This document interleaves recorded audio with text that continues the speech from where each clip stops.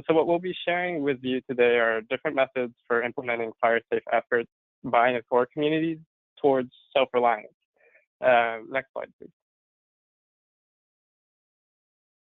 So what we wanted to do is explore what different agencies and non-governmental organizations are doing to engage and support communities that shift some of that community wildfire protection responsibilities to the communities, which is a key feature of a fire adapted community. As you know, agency and non-governmental budgets and staff are becoming increasingly taxed and overburdened.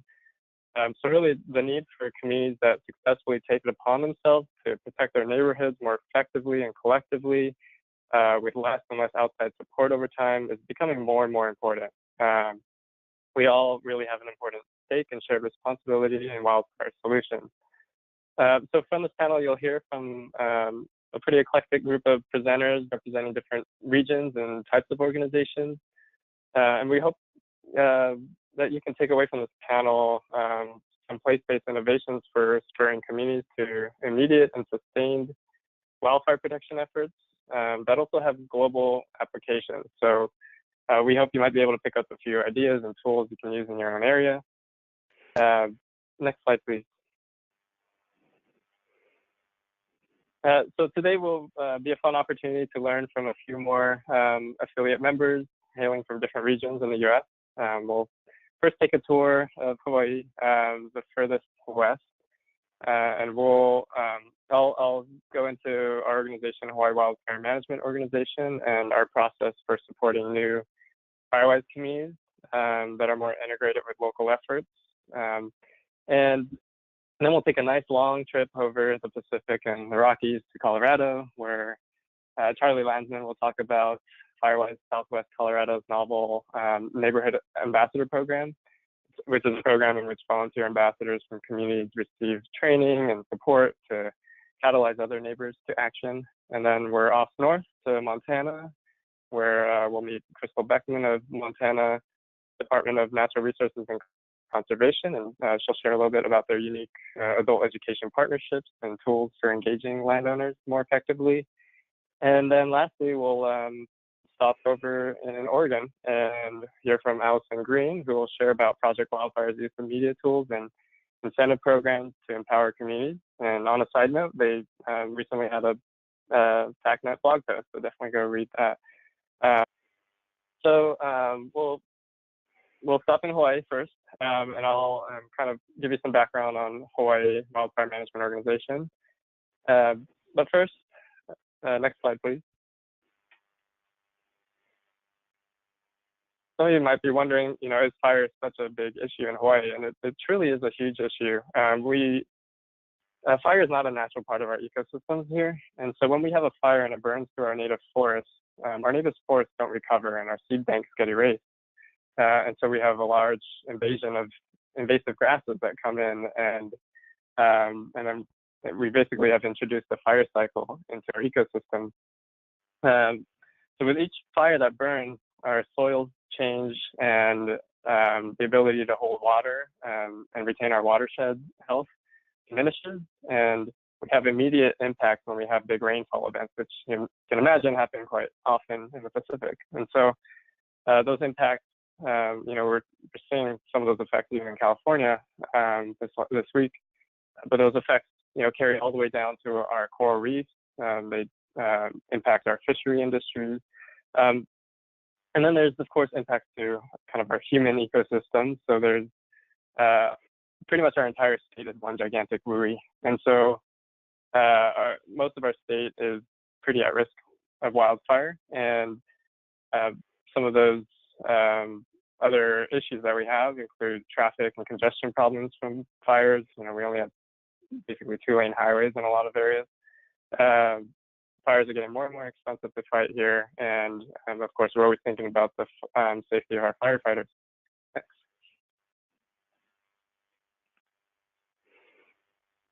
So next slide, please. So this kind of gives you a little bit of a context to, or at least a spatial context to some of our fire problems. It's happening all across our island. It's even happening in some of the wettest parts of our island. and it's population correlated. So you can kind of just see from where the roads are, the fires follow the roads. So wherever people live or have access, fires can occur. And each year, Hawaii is actually right on par with all the other Western United States in terms of the percentage of land area that burns. And in some years, it's even greater than any other state. Next slide, please. So part of the issue too is a lot of our agencies and our state and federal agencies are really focused on so many other responsibilities, and they really don't have a lot of capabilities in terms of budgeting and staff to focus on wildfire. So our nonprofit serves a really unique function in filling those roles that normally a state and federal agency would hold. And we have grown to work across the entire state of Hawaii as well as parts of the Western Pacific.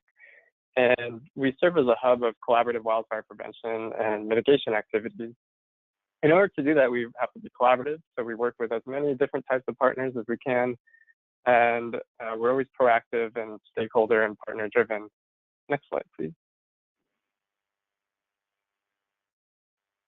So some of the projects that we do include vegetative field management projects, dip tank installation, or just increasing access for firefighters.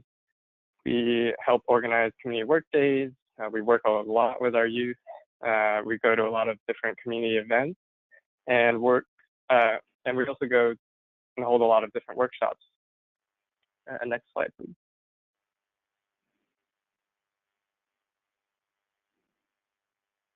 So today what I'll be touching on is kind of some of the step-by-step process that we've taken in order to build community self-reliance in Hawaii.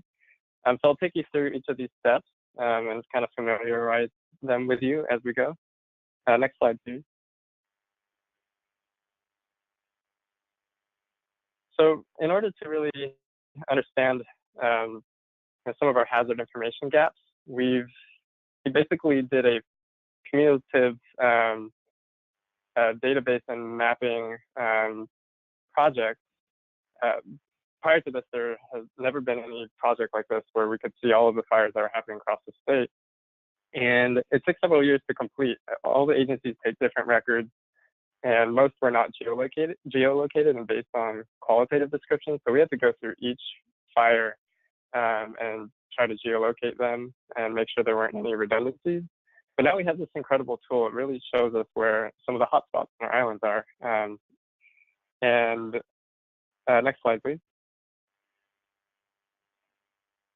In complement with that fire history map, we also did a thorough hazard assessment, community by community hazard assessment across the state. And this has been a really useful tool for understanding the types of hazards within each community. And it also gives us a better idea for priority communities and regions to focus on. Next slide, please.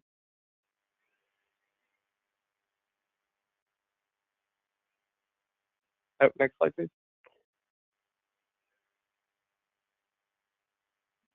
So from that hazard information data, we were able to figure out which priority areas to focus on to complete community wildfire protection plans. And so these CWPPs are now covering about half of the state. We took several years to work on these CWPPs with a whole bunch of different partners, including agency partners. But one of the key things that came out of this project is that we were able to meet people on the ground who were very interested in community-wide projects. And we were also able to discover some of the gatekeepers in these communities. And a lot of them were interested in the Firewise Communities program. So we figured this would be a great next step to engage communities. Next slide, please. And so we will start with a Firewise assessment in a lot of these areas. So basically a narrowed down version of that community hazard map that I showed a couple slides ago. And this is, it's been a really great way to wrap in partners for their expertise, including watershed partnerships and even local politicians and neighboring landowners. We include them in the process. They come out in the field with us, and by engaging this larger network of community stakeholders, it really helps to ensure the longevity of the community efforts. These communities are tapped into the other local efforts and their local geography a little bit better, and that happens on the other end too with the other stakeholders. So, we really tried to adapt some of the fire adaptive community core concepts into even just our Firewise assessment. Next slide, please. And so, following once we create a report for the communities, it's a pretty extensive report that we'll create with a lot of maps and pretty colors, and we'll share these assessment results with the communities at a meeting that's open to the whole neighborhood. And this helps keep the residents in the loop about the Firewise efforts, but also gives them a good platform for an action plan. So we target a lot of the recommendations towards stopgap measures and long-term measures, and we say that both are equally important and that you need to work on them simultaneously, working towards fire-adapted goals. And so we emphasize building proactive cultures, projects that fully address issues with careful planning and strategy collaboration, engaging all parties living or working in an area. So it's actually a great tool for further engagement. Next slide, please.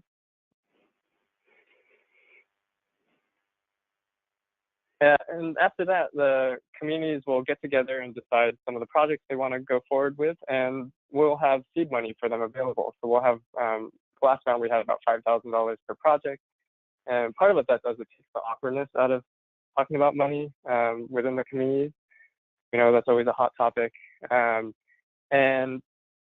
so it takes that awkwardness out, but we certainly have challenges that come along with it because, a lot of these communities have never really dealt with bidding or project management. So we help guide a lot of those community members through that. We really want to ensure paperwork is, just a peripheral thing. We don't want it to be a roadblock for the community. So, but really what's important is emphasizing the sustained community involvement and action. Next slide, please. And so that feeds into the next few slides. And these are just kind of some realizations we've had throughout this process of trying to build community self-reliance. So our organization as a nonprofit fall kind of within this tricky nexus between a top-down and grassroots approach. And it can be really hard to navigate. We work closely with agency partners, but as a nonprofit, many of our efforts stem from grassroots, bottom-up approaches. Next slide, please. And so from this, collision point, we've had several encounters when working with communities where we've met this collision point, and we've realized that there's a lot of issues that come that are revealed from this collision point. In Hawaii, for one, there's a lot of resistance to government and bureaucracy, and I'm sure a lot of other states are no stranger to that as well. But especially in Hawaii, where there's a recent history of colonialism, there can be a really strong resentment to the top-down approach. And that kind of goes along with the paperwork thing I mentioned earlier. Paperwork and modern technology are barriers for a lot of our communities. Hawaii is still very old school. Like even some agencies require faxing documents rather than email. Some of our community members don't even have email, and some of our communities don't even have very good internet access. So that also brings up some equity issues too. Not every community has a fair opportunity towards an easy process. And so what we found, to kind of get over this hump is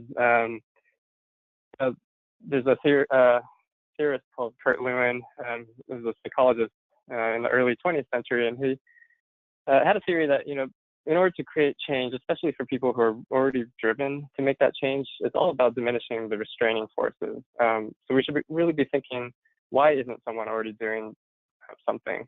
And what can we do to make it easier? So that's kind of what Hawaii Wildfire has found its job and role to be over the last few years, is to diminish those boundaries and those barriers for the communities. And we help alleviate any initial fears of the bureaucratic process that might scare them away. And we've worked really closely with our agency and our regulatory agency partners, and by having good communication about them and honest communication, we are really hopeful that we can continue to improve the process for all involved. Next slide, please. And so, what it takes really is to allow communities the flexibility to determine their process for Firewise achievement. So that helps build autonomy.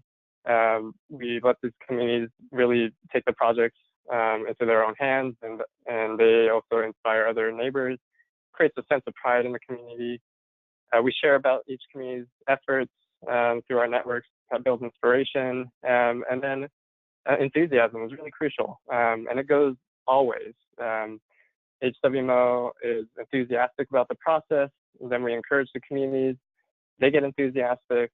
Because of their enthusiasm, it feeds back towards our enthusiasm, so it creates a positive feedback loop. Next slide, please. And so out of all of this, over the last couple of years, Hawaii Wildfire has worked with 10 communities and helped assist them through the certification process. And they've all been certified as of 2017. Prior to this effort, there was only one for over a decade. So this is really a movement that we're starting to see in Hawaii. And it's a monumental shift in community engagement in the fire issue. Next slide, please. And so the next step for us really is the community-to-community sharing aspect. So we're creating a peer-to-peer learning network, developing community-specific Firewise products, and we'll be inviting them to different meet and greets and barbecues and trainings, and just make a fun environment for them to engage. Next slide. So lastly, Firewise communities, it's an important stepping stone towards the other many pieces in the fire adaptive community puzzle. And so, learning all of this in Hawaii, we're bringing this approach now to Guam, and they're going to be, we're working with forestry partners there. Last slide. Next slide, please.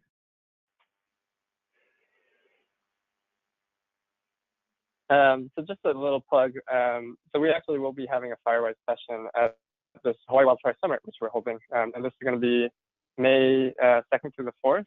I really encourage you to look into coming and joining us in Hawaii. It's a great opportunity to spend some time on some white sandy beaches while meeting some really great partners here in Hawaii and from other parts of the world as well. And there's more information on our website, so definitely go check that out, hawaiiwildfire.org. And that's the end of my presentation. Next slide. So just a big thanks to our funders who really make it happen. And next slide, please. And to all the different partners across the state and also in the Pacific, Western Pacific. So thank you for listening, or mahalo for listening, as our mascot Kaleo the Pueo says.